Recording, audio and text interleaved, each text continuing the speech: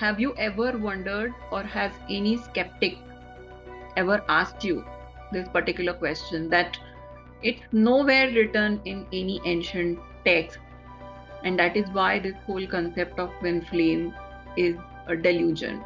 This whole idea is just man-made and it doesn't really exist. I think most of us who are already on this journey have thought about this question quite a few times in the initial stage in our journey. And that is why I thought that let me put forward some very important points which are not only related to the concept of twin flames but the overall spiritual journey. I think it's very natural for any human being to seek some sort of a validation into ancient texts, religious texts, facing anything difficult, some problem, something which we don't understand. We would naturally go and start seeking certain answers into religious material. Something which tells you about the do's and don'ts, something which acts as a guidebook, right way of living, what is right, what is wrong, the do's and don'ts, the rewards, the punishments. Most of the humanity is very much well accustomed to this idea of seeking something outside them. And there is nothing wrong with that till the point it is helping you to understand certain things from the outside. It is perfectly all right. But when it comes to a serious spiritual journey, or I can say a twin flame journey, I don't want to necessarily put that label of a twin flame journey. I'm going to say a spiritual journey. You're feeling this need to validate certain concepts and ideas by referring into the ancient wisdom. It's perfectly all right.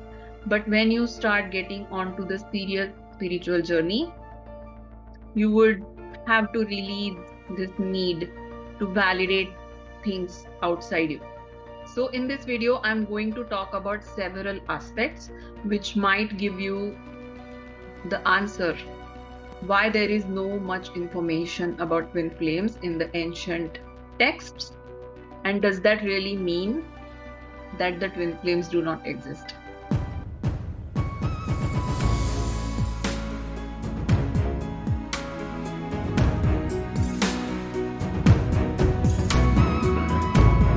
So welcome back to my channel, Awaken with Pradnya. All those who have not yet subscribed to my channel, watching my video for the first time, I would urge all of you to please subscribe my channel, click on the notification icon so that you get notified when I make the new videos. All those who want to consult with me one-to-one about your spiritual awakening process or your twin flame journey, I can consult with you one-on-one. Please click on the information links in the video. I did have some issue with my website and it was going to some weird site for last 15 days, but finally the issue has been sorted. All those who want to connect with me on social media, you can connect with me on Instagram or on Facebook or on Quora, where I have answered more than 5,000 questions on twin flame relationships and spiritual awakening. So let's start today's video. First of all, I feel that anybody's need to validate something in the ancient wisdom is itself very much contradicting. Because if you look at the spiritual awakening experience, when you start spiritually awakening, you start discovering a lot of things inside you. So it is your personal journey, it is your internal journey, and spiritual journey is about discovering your own inner truth. So when it comes to discovering your own inner truth, the divine is going to push you to look within, ask any validation or whatever guidance. Trust yourself, trust your intuition, trust your gut feeling, and navigate through your personal experience. So you start slowly and discovering your own inner truth. This process is the integral part of anybody's spiritual awakening. Going through this twin flame experience, you have met somebody, you find this amazing, intense connection with somebody, and then you're feeling that your heart is telling a lot of things to you about it, but still you want to go outside to some third parties, to some ancient wisdom text, and want to validate it. So you are finding this need. So somewhere this whole question that where is it written in the ancient text somehow indicates that you are clinging on to something outside. This need itself is a big contradiction to your spiritual journey. However, there comes a point in every serious spiritual seeker's life that at some point they will release this need to seek outside and they would start going within more and more.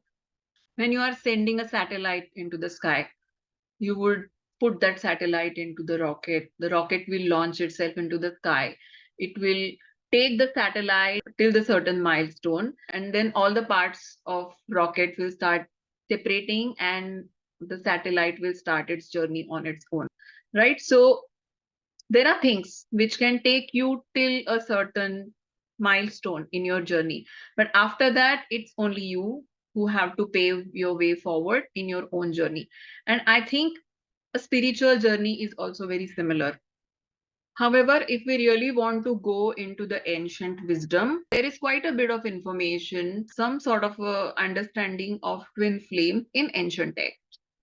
In Hinduism, we have this whole concept of Shiva and Shakti, which is used as a metaphor of divine and masculine energy and their union, and the whole spiritual journey has been described with this metaphor of Shiva, the masculine, and Shakti, the feminine, and their union, all through ancient Hindu texts. It is just that the label twin flame is not used there because it's obvious. Every culture, every civilization, every timeline is not going to use the label twin flames. They are going to use different labels to explain the same phenomena or the same concept. Other example is Radha and Krishna, again coming from the Hindu mythology, where Radha and Krishna represent this amazing, pure, divine love for each other. It beautifully fits into this whole idea or experience which we are going through. Like Radha was not married to Krishna, she was older than Krishna. They were never physically together apart from their childhood. They are still remembered as an epitome of divine love.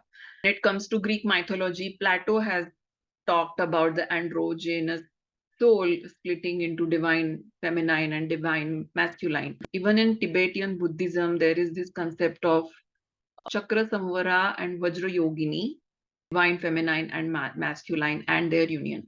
Probably we could talk about these mythological concepts in another video where we can understand these things in more detail.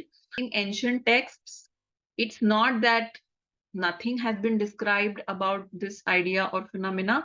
There are a lot of things described about this phenomena, though they are not termed or labeled as twin flames. And the kind of discussions we do on regular basis about our experiences, those discussions or those ideas have not been discussed in the ancient texts. And I'm coming to that, like why I feel that they have not been discussed in the ancient texts. So for now, keep this whole ancient origin and what has been written in what culture and religion about twin flames. Just let's just keep all that aside for a while. It's always good. It has always been great, and it is always good to go back to your ancient wisdom and understand things from it. There is no two ways about it. I don't want to discard that particular thing. However, I also want to mention that as we have grown and as we have progressed so far in the current timeline, there is so much shift which we have been experiencing. The people, the ancient people, when they were actually writing these ancient texts, the way they were living their life, are you really living your life the same way? No. So much change that has happened. There are so many discoveries that have taken place. The whole way of living has changed. Our awareness has shifted. And I think humanity has adapted many new things quite well. We are living in the era of internet. We are flying in the airplane. We have adapted new technologies, by inventing new things and new discoveries, right? So my bottom line question here is that why people are wanting to stick to the ancient knowledge and not ready to evolve from the ancient knowledge and only stick to the ancient knowledge. So anything new, any sort of a new thought form coming, any sort of a new idea or a concept coming, they want to discard that. And unfortunately, this is happening only when it comes to the ancient knowledge.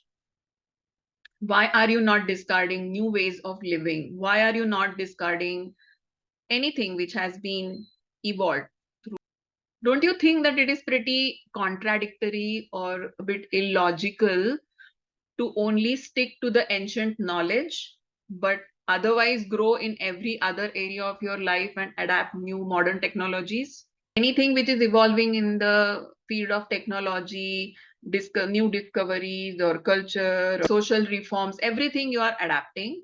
But when it comes to seeking knowledge, you just want to take references from the stone carvings and think that that is the only thing which is valid, and everything else which has been happening for so many centuries and years is not valid. So they even want to discard your own human experience, but they want to believe in the stone carvings. They want to believe in the ancient texts, but they don't want to believe themselves. Somewhere, a lot of people are missing this point that those people who actually wrote those ancient texts, where did they write those texts from? What was their reference point? So definitely there was something which they were receiving from the divine, or they were feeling truly in their heart, and whatever they understood from the divine or from their heart, they started writing it down, right? They did not have any other ancient text to refer to. So if they were the one who were able to access information or knowledge or understanding on their own, I think every human being is capable to access, understand, and seek knowledge on their own. Somewhere I feel that most of the humanity is forgetting that gaining, seeking, understanding, assimilating knowledge and converting that knowledge into your wisdom is your innate ability. And as you experience certain things, as you start becoming a keen observer, keen learner, or a keen thinker, when you are going through a certain experience, you are able to gain a lot of knowledge from your experience. And when you start getting a lot of knowledge and assimilate that knowledge, you can very well start converting that into your wisdom. And I think every human being holds this capability. This is a very, very important factor we all need to understand, because we are on our spiritual journey and we need to know that we are well equipped to gain a certain guidance or information or understanding on our own from the divine, and we can develop that information and understanding into a certain type of wisdom. You certainly do not need any ancient text to refer to. Now, the another important point, there are a lot of important points. Another most important point over here is about timelines. In the ancient period, when a very few ascended masters were writing some sort of a wisdom, the timeline was completely different. That time, a planet Earth was vibrating at a much higher vibration. It was not descended. Meanwhile, the planet has really descended so badly. I can also refer to this specific information in the book called Three Waves of Volunteers, written by Dolores Cannon. According to what information she channeled from the masters, she got to know that when the atom bomb was dropped on Japan, that was really like an alarming situation on this planet. Even the spirit world was shaken, that what is humanity doing and where the humanity is heading. And it was a very alarming situation, because if humanity starts descending into this war of greed and control and power, you would end up destroying the whole planet one day. So the higher beings in the spirit world decided to take some action on it. And the council in the spirit world decided to take some action to help this planet. And as you know that this planet is having the free will, right? All the human beings who are living on this planet are utilizing their free will to either make it or break it. So the Galactic Federation of Light gave the call to the whole universe, wherever there are different star systems and advanced civilization living at wherever, at whatever place in the universe, to volunteer and help the planet Earth to ascend back to its original frequency. And planet Earth was supposed to be a 5-dimensional planet, but in due course of time, for whatever happened on this planet, the planet started descending down, and right now you know where it is vibrating. Though the things are changing so rapidly and so fast now, most of the people who are spiritually awakening on this planet right now in this current timeline, including the twin flames, are high likely those volunteers who heard the call of Galactic Federation of Light, agreed to come and incarnate in the human body here in this particular timeline on this planet, to awaken and ascend and help this planet to ascend to a higher vibration. So most of us are part of this big experiment. And that is why every third person you meet is awakening, is becoming aware. And slowly, I think the whole planet is awakening. And why I'm telling all this to you in detail, because I want to say that the kind of timeline we are living in is a very historic kind of a thing happening with us. This planet has never experienced such a mass awakening ever before in its history. So most of us are becoming aware of our spiritual side. Most of us are able to receive higher guidance, open our crown chakras, open our third eye, and receive guidance from our spirit team absolutely consciously. Was this happening in the timeline where the ancient texts were being written? No. Most of the humanity was sleeping at that time. Very few ascended masters were the ones who were awakened. So they had to write things down when it comes to way of living, what is good, what is bad, what you should do, because rest of the humanity was sleeping at that time, and they needed that guidance from these ascended masters to live their lives in the matrix. They were not awakened, they were not on the verge of awakening in any way. Now when you come back to our current timeline, most of us are awakening, and because of that our spiritual journeys are absolutely dynamic in nature.